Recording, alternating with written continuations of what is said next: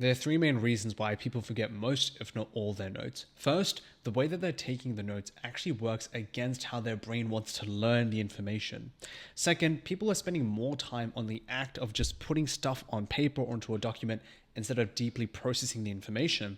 And finally, most people have not really been taught how to take effective notes in the first place. I've coached over 1,000 learners who've been in this exact cycle, and by teaching them 4 changes that I'm going to go through in this video, they've been able to go from forgetting most of their notes, if not all of their notes, to being able to retain a significant majority, if not all of their notes, after a few days and weeks without touching them ever again. Stay around because I think the 4th chain is going to be a bit surprising. My name is Tanzir, and I've spent the last few years completely transforming the way that people approach their learning, and I've been working with the top content creators in the learning how to learn space. And note-taking is one of the things that comes up the most. And the first change is the one that I get the most resistance from, but the first change is to delay your note-taking. And what this means is that you actually want to stop taking notes so soon. I want to give you a story from a consultation that I had with one of my students who is currently an intern at a law firm. And what was happening was, as she was sitting in a lot of her meetings and as she had the responsibility with working with different clients within the law firm and different teams within the law firm, her job was to go to a lot of these meetings, really comprise and summarize exactly what was being talked about during a certain meeting, and tell different departments and relevant clients about the findings or about certain updates that these meetings had. And so her approach was to go to all of the meetings and essentially just be a human photocopier. She would sit there, she would have a Notion document open, and she would type, and her typing speed was very fast, it was like 200 words per minute. She would just type and type and type and type.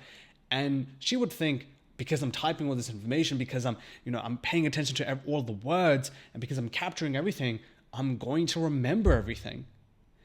Unfortunately, that was not the case for her. What actually happened was she ended up having to heavily rely on her notes.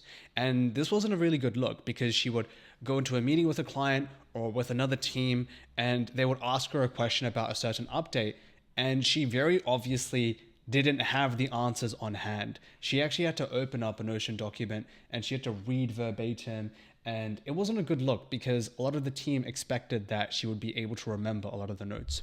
The reason why she actually had low retention of her notes is, if we just draw my student's brain, this is her brain, here we go. What actually happened was a lot of effort was being invested into really just getting everything down perfect, being a photocopier in this sense, getting all the punctuation correct, getting all the words correct verbatim. And instead of investing that energy into really deeply thinking about the information, all of it was invested here. So what should she have done instead? She should have sat down and processed the information. She should have thought about what's coming through. She should have thought about how things relate and how things might be relevant for another department or a certain client. But instead, since so much attention and focus was just selective to the act of just taking everything down, there was no time spent on processing the information.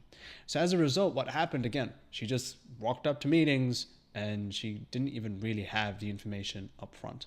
So again, imagine you're sitting in front of an intern or you're sitting in front of a boss or a client, and every time they ask you a question, you have to look at your laptop. It just wasn't a really good look. And so the first change that she made to her note-taking that drastically increased her attention was just to stop taking notes so soon, to delay the note-taking. And the reason this works is because now you're giving your brain the opportunity to actually engage with what's being taught, what's being discussed during the meeting, or the lecture, or a textbook, whatever it is that you're reading, instead of investing so much attention into just copying everything verbatim and just thinking that you're going to be able to remember everything. So that was a really big change that she made that slowly started to actually increase her retention of her notes. But then the natural next question that she had, and many people had, was, okay, I'm going to stop taking notes. I'm going to delay my notes. But Tanzir, what do I do in this time in which I'm not taking notes anymore? Right? If you're now starting to delay your notes, there is a time in which you're not doing anything. You're not typing, you're not writing. What should I do in that time? That goes into the second change, which is to generate questions. So I'm going to write that down here, generating questions. And I'm also going to do a demonstration of what this looks like. So now that you are ideally not taking any notes and being a photocopier, now you've got some time and some attention to dedicate to engaging with material. And the best way to actually do this in my practice is to generate questions, which gets your brain warmed up. We're going to demonstrate this really quickly here using this article. And there's 3 types of questions you want to ask yourself in this time in which you're not asking questions, you're not taking notes, you're asking questions. So the first type of question that you want to ask are predictive types of questions. These questions essentially aim to try guessing what the meeting is going to be about, what the lecturer is going to be about, what an article is be about. So I've got an article here that we're going to go through. So I'm going to demonstrate exactly how to ask these questions. The second type of question that you want to ask yourself are generative questions. These are questions that directly target the content, the keywords, the ideas, the concepts being discussed in a certain textbook, article, video, lecture, meeting, etc. We'll do a demonstration. And finally, the last question to ask here is going to be iterative questions. So these questions try linking the certain things that you are going to be going through to what you've learned previously, to what you've just learned, to what you think you will have to learn in the future. And having a cycle of these 3 types of questions really gets your brain primed to try hunting for the answer to these questions. This approach is quite well known in the literature and research. It's known as the inquiry-led approach, inquiry-based learning, question-based learning. There's different types of ways to think about this. But now that you're delaying your note-taking and you're just stopping, like you're not going onto your Notion doc or your iPad and you're like writing all these notes, you are, and if you're watching this video, by the way, you don't want to be taking notes now. You want to be doing this, right? This process of delaying your note-taking and using these questions. Let's go to this article here, where I can demonstrate these 3 types of questions being asked. So if you take a look here, this is an article that I need to read on. It's called The Jobs to be Done, a Framework for Customer Needs. So this relates to product management, and it relates to building good products for customers, real customers. So even before I start reading, right, first we've delayed our note-taking. Second, you actually want to delay the exposure to the actual content itself. So I just want to read the title. If it's an article, I'll read the title. If it's a video, I'll just familiarize myself with the title and the blurb. I can use AI to get a really, really quick transcript, but essentially it should actually just be this long. So Jobs to be Done framework, Jobs to be Done, a framework for customer needs. And we can see here it's jobs theory provides a framework for categorizing, defining, and capturing and organizing the inputs that are required to make innovation predictable. So what I want to do is I want to ask those 3 types of questions before I even engage myself in this article. The first question is a predictive question. So I'm just going to write P there. And these questions, by nature of being predictive, try guessing what is going to be in this article and trying to make it relevant to yourself. So the questions that I might ask here is to try predicting what this article is going to be. So I'm going to ask questions like, what do I think is going to be in this article? If you're reading a textbook, what do I think is going to be in this textbook? If you're watching a video, what do I think is going to be in this video? That's a really quick question that you can ask to get your brain activated. And the reason this is so useful is because instead of just immediately diving deep into a resource, you are literally delaying that process of exposing yourself to the content, and you're warming your brain up. So this is how your brain actually wants to consume the information. It wants to make it relevant and wants to connect it to what already exists in your brain. So let me demonstrate this for you. That's the first question that I might ask. What do I think this is going to talk about? You might ask, how might this relate to certain concepts I've already studied in the past about product management? This might be an article in chemistry, whatever it is. You want to ask those questions. So that's the first type of question that you want to ask yourself. And you can mentally answer this question. So I can demonstrate this to you. Jobs to be Done, a framework for customer needs. Okay, so what do I think this article is going to talk about? Well, I think it's going to give me a framework, obviously. I think it might give me like a quadrant or a matrix.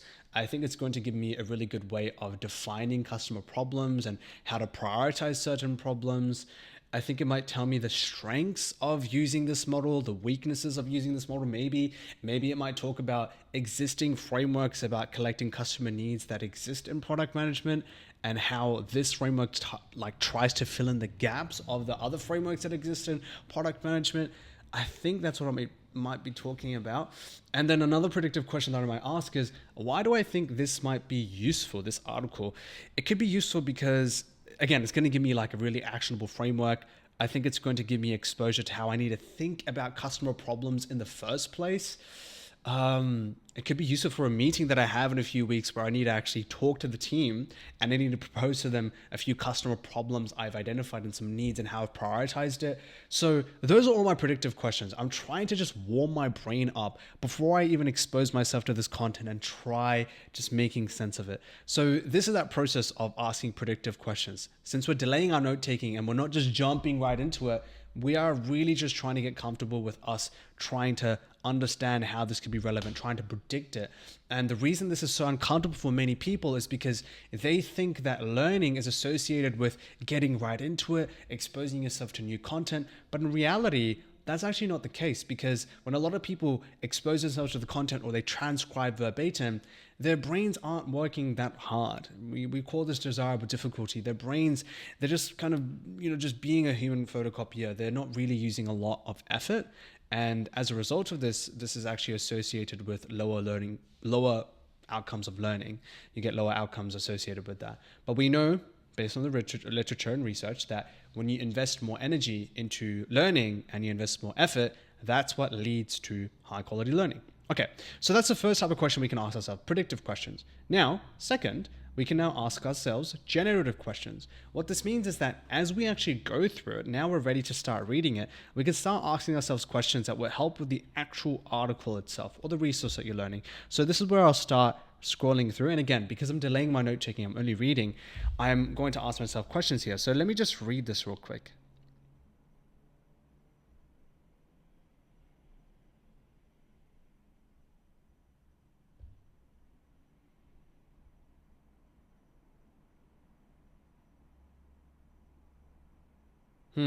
So here's an example of a generative question. You can see here, it's saying, moreover, when using this framework, a complete set of statements can be captured in days rather than months, and the statements themselves are valid for years rather than quickly becoming obsolete.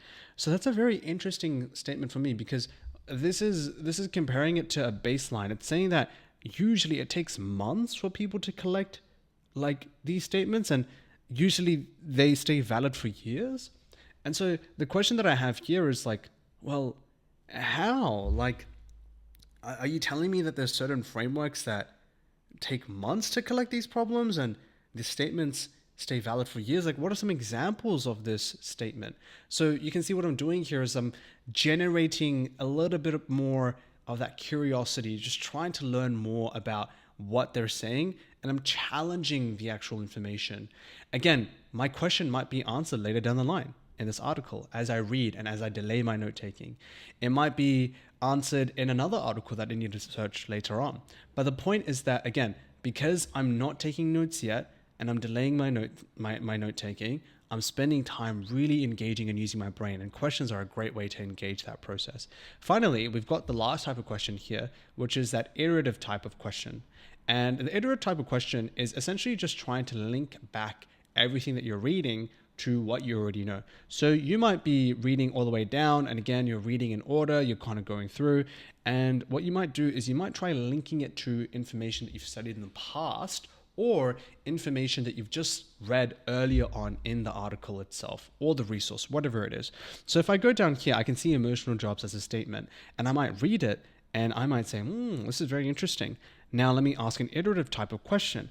How does emotional jobs potentially relate to this statement here, right? People buy products and services to get a job done.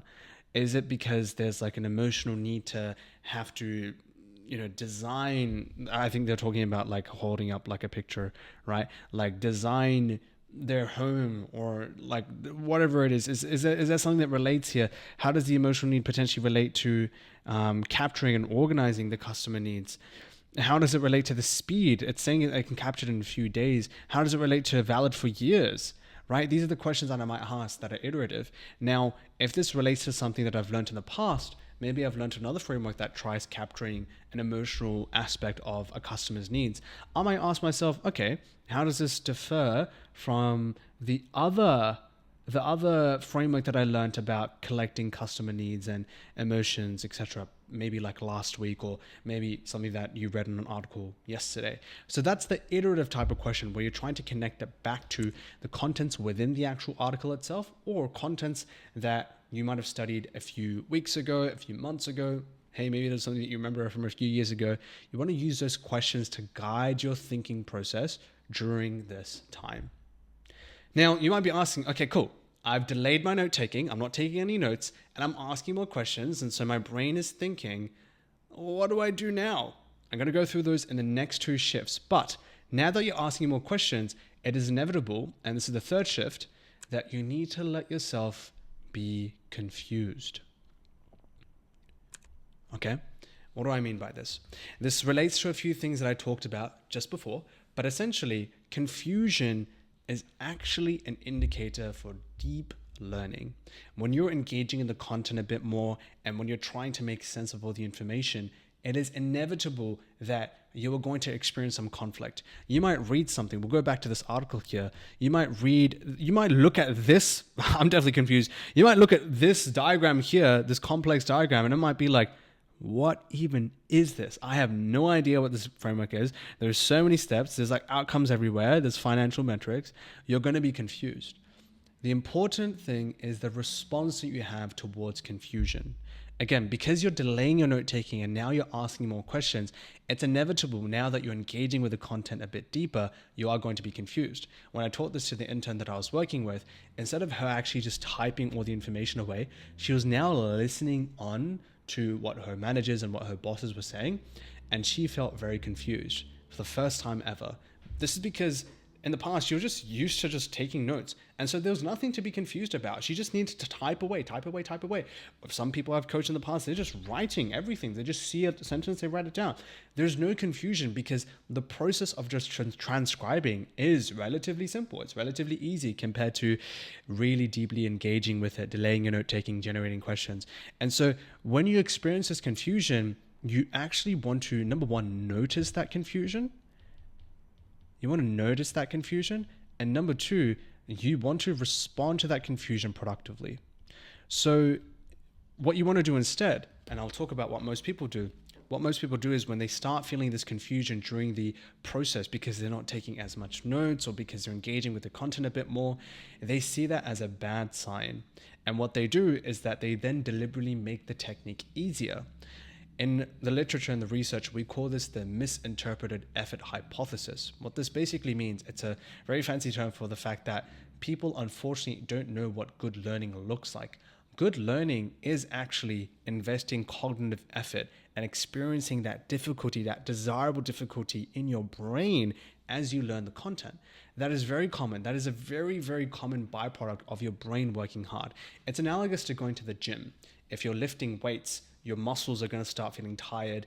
And again, that is a sign of a good workout. But imagine if you go to the gym and you lift a weight and you think that strain is bad for you.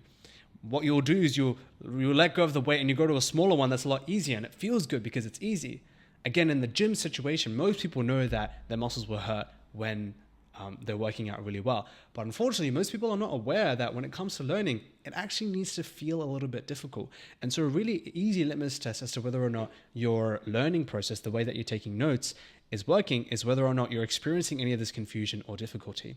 So that's an easy way of just really figuring out whether or not you're remembering it. And most people that don't tend to remember their notes, they're the ones that have the note-taking processes that are relatively passive, easier to do, typing, writing away, reading verbatim, rereading verbatim, all this stuff. So now that you will inevitably experience a bit more confusion, it's actually important that we respond in the right way.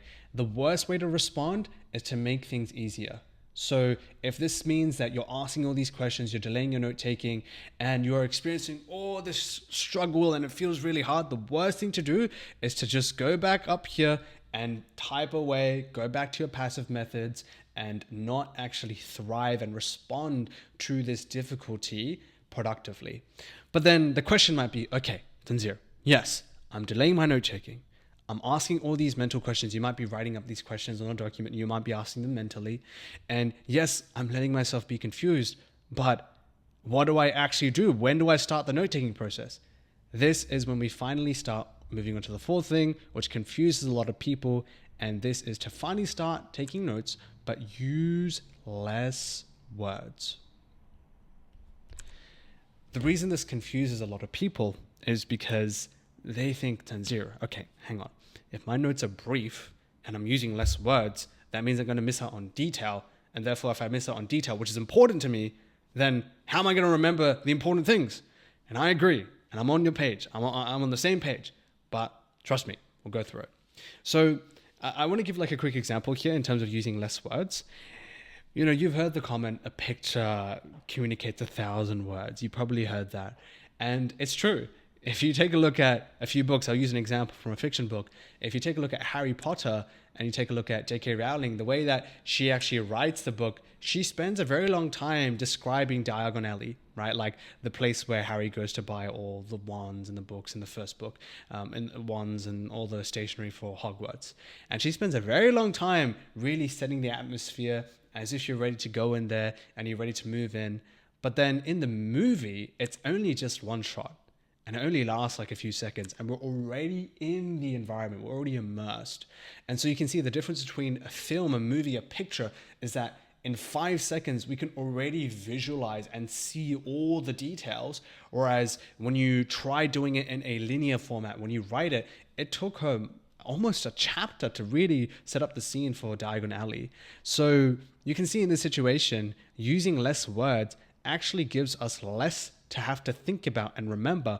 But then if we can communicate that in a certain way, we can recall a lot more information. And this is the strategy that we want to use. A lot of people, unfortunately, mistakenly think their notes need to be more detailed if they want to have higher mastery. But again, this is kind of counterintuitive because for them to even have detailed notes in the first place, they need to spend more time taking notes. And so they spend less time thinking about the information. And so, yeah, sure, their notes might be more detailed, but they don't remember it anyway. So what we're doing is that we're taking the time to process the information, trying to take the time to ask these questions, trying to take the time to be confused, and then finally we can get into our note-taking process. So now that you're doing all of this, you're delaying your note-taking, you're generating these questions, you're being confused. What I encourage for most of the learners that I work with to do is to use a relational process of trying to have their notes. So if you have access to a piece of paper, if you got access to a tablet, I do recommend using a mind mapping format. And if you don't have access to these tools when you are in work, or if you don't get access to piece of papers, etc., I recommend using a whiteboarding software. And the idea is that whiteboarding software, you can use apps like Miro. Miro is the one that I usually use, go to. I'm not sponsored, but there you go. That's one you can use. You can use Freeform as well if you're on Mac OS. Your Mac would come with that. There are a lot of other whiteboarding tools there. And essentially what we're doing is, because we're delaying our note-taking, we're generating questions, we're letting ourselves be confused, we want to reduce the amount of paragraphs we write. We rarely want to be writing any paragraphs. And instead, we want to be using more relationships. We want to be using more pictures when we can. We want to be using more keywords, more groups. And the reason this helps is because this actually requires our brain to change the way the information was initially presented to us. So instead of writing this list verbatim, where it's like armed with the knowledge of all the customer's needs, a product team can determine which needs are unmet, discover segments of customers with unique sets of unmet needs, systematically conceptualize breakthrough products, predict which new concepts and offerings will win in the marketplace, and align the actions of marketing, development, and R&D to orchestrate the systematic creation of customer value. If I were to close my eyes, I could barely recall any of that. There's like needs, there's etc. being met. There's also like specializing, aligning the team. But like, imagine writing this verbatim. You're probably not going to remember it verbatim. So instead, what we want to do is, because we're asking more questions and because we are delaying our note taking, we want to use less words to represent this. So what we can do here is we can say, so armed with the knowledge of the customer's needs, a product team can. So I'm already seeing customers' needs being one thing and product team being one thing. So I might just use the term product team, or even just team. Team is easier. So the team, here we go. And customer needs, so needs. Here we go. So needs is something there. Teams is another word that I'm seeing, right? And we can see they can determine, all right, so the needs is what allows the team to have something there. So the needs, customer needs goes into the team, and the team can actually do a lot of cool things here. So determine which needs are unmet. Okay. So there's unmet here. There's also another unmet here. So that seems like things that can like be kind of grouped together, conceptualize. Okay, cool. This is really cool. So first of all, they can prioritize, which is what I'm seeing. They can prioritize needs. And then second, they can design solutions for those needs. So they can then design solutions. And then finally, they can predict as well, which I feel like is part of solutions design. Like predict and designing solutions is kind of one thing, right? And then align the actions of marketing to orchestrate the creation of systematic customer value. So this is then like leading to alignment, right? And you can see this is like a picture, right? This is not like 4 or 5 bullet points, but this communicates it very well. What I can say here is that by using the jobs to be done framework, there are customer needs that are then collected. And this is very valuable because we can then feed this into the product team or relevant teams. And what will happen is that with this, we can then identify needs that are unmet. And from unmet needs, we can then prioritize those needs. And based on prioritizing them, we can predict solutions. We can create really cool solutions as well. And what we can then do is we can actually get the team together, all teams, marketing teams, maybe the leadership team, customer solutions, customer support team, etc., to then deliver this solution. And maybe this can link back into team, I'm not sure, broader teams, etc. So that was already a pretty good summary of this. And again, if I want to be a bit more detailed, I could even just say prioritize like unmet, and then I could have a little bit more detail here. I could even have a picture here. If there's an analogy that I'm thinking about, the analogy here, let me think if I can think about a good analogy.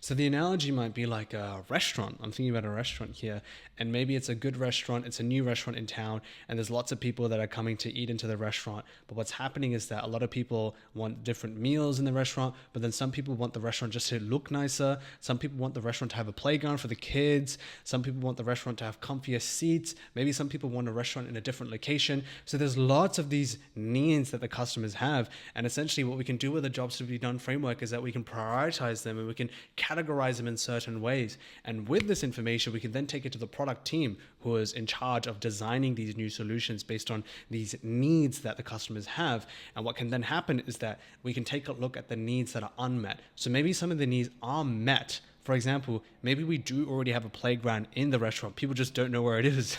Or maybe it's hidden behind like curtains. So we're just going to open it.